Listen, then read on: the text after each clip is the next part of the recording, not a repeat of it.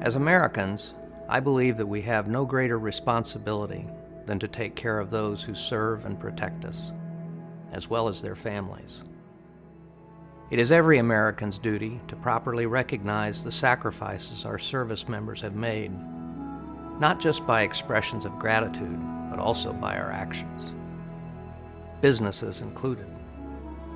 We also have a responsibility to support their families, who faithfully await their return while facing struggles such as an unemployment rate for veterans that is more than double the national average. As our combat operations have drawn down, and will continue to do so over the next year, more than 1 million service members will have transitioned back to civilian life. Men and women who are returning from years of service, who have given so much of themselves to the country to protect and preserve the freedom of America. Many of them are having a hard time finding a job. When I think about it now, I know we're better than this.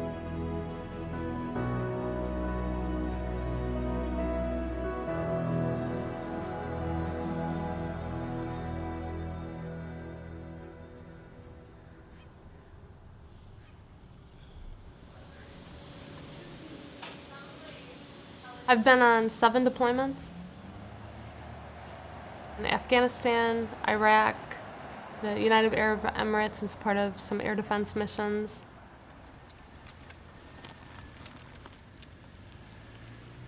I'm an air battle manager in the military. You basically orchestrate an air battle, so you listen to multiple radios, you talk to all sorts of aircraft, everything from tankers to fighter aircraft to aircraft that'll drop bombs, and you make sure that they are achieving their objectives and the big picture mission gets accomplished. You have to communicate and you have to be able to multitask. Be able to understand what decisions will have to be made. I've enjoyed serving my nation, being able to accomplish our nation's objectives, and know that you were working for something that was bigger than yourself. I married my husband at the end of 2009. We met actually overseas in Iraq, ironically enough.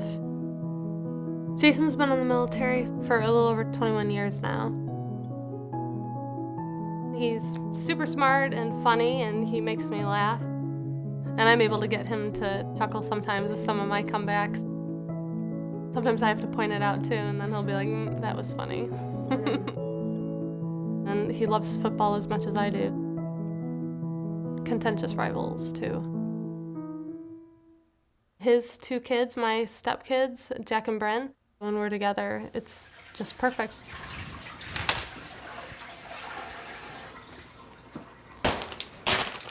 So I'll have you dump all the cheese in. Can I dump it in? Yeah, go ahead and dump it all in there. Where's it? Oh, it's cheese. Yep. All right, probably gonna have to get. Bren helps me bake and helps me cook, and she's my helper with setting the table.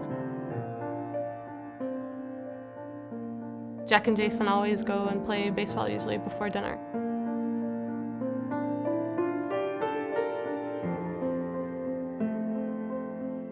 I absolutely love being a part of all that.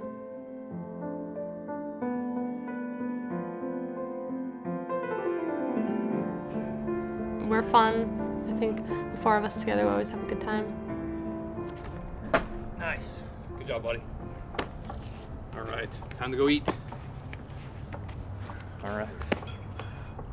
Do it. I told my boss that we went riding through Point Defiance all the way around the 5-mile loop on the bikes. Mm-hmm. He said, "Oh, that one hill is no joke." And I said, "I know." I said, "That's what Jack and Bryn were saying. They were coming up the hill." Walking up the hill. But then, unfortunately, we knew we were both going to have to deploy. Even as their stepmom, I mean, the kids, I treat them as my own. I feel like they're my own. So this last time,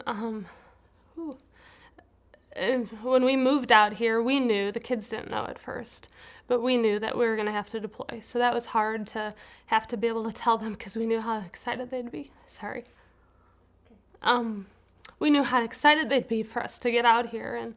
And And then when we had to tell them, hey, unfortunately, now we're going to be gone for another 6 months. And for me, it was longer. I was deployed for 190 days.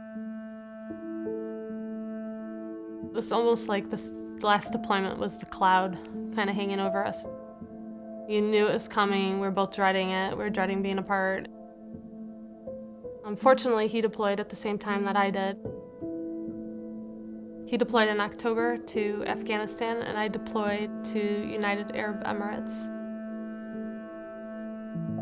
He'd put up the front, go to work, act like everything's okay, but then when I'd get to my room, I'd be like, all right, just go to bed. You may have your own family with your unit, which you absolutely do, but it doesn't replace your real family.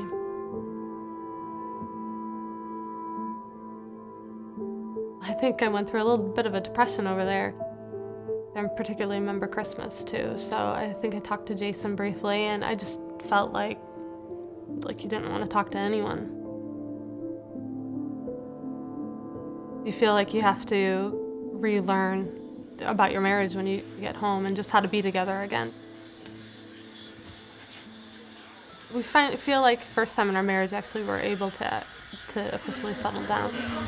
The difference is so far this man-to-man coverage on the outside against these wideouts for the Packers has been... Military is all the time, so it's a lifestyle.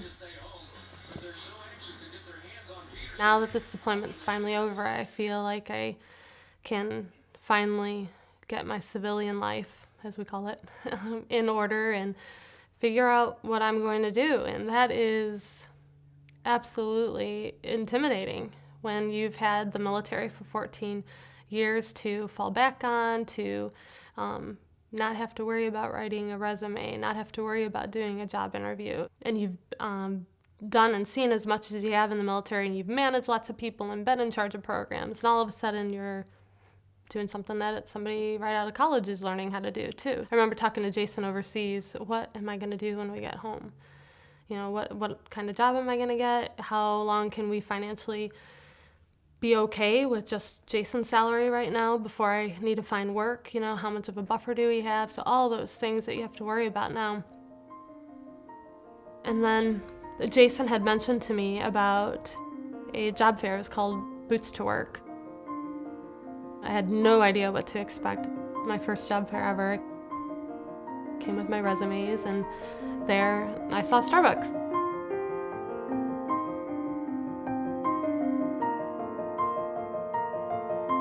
As long as I can remember, there was just something innately in me that wanted to do more. The patriotism that was kind of bred into me that I still have to this day. And so found myself wanting to go in the military. I am a Starbucks corporate district manager for 12 Starbucks stores in and around the Joint Base Lewis-McChord area. And so I'm responsible for all of the operations of the stores. So when I initially took this job and started to kind of survey the land, I started to see that there was a need for us to get even more involved with the military community. And one of the ways to become connected to them is to hire them.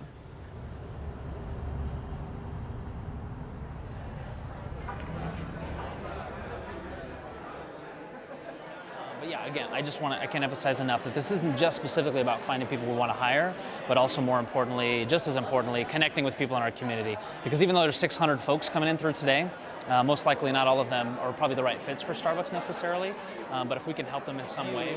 If there's elements of your job you really enjoy, interacting with the public and kind of doing some public speaking kind of thing, and just engaging people and stuff like that, then you might actually enjoy a company like Starbucks because we have the same elements of the job you might enjoy, but then it does have upward mobility.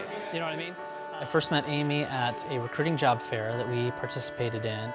And my first initial interaction with her is that she was just someone who had a very engaging personality. She can handle high levels of stress. She has had life and death situations that she's been responsible for other people, and they needed to rely on her so that they would survive. She understands what it means to be kind of a central focal calming point for her team around her. So we could tell right away that she's a natural leader and that we definitely wanted her on our team.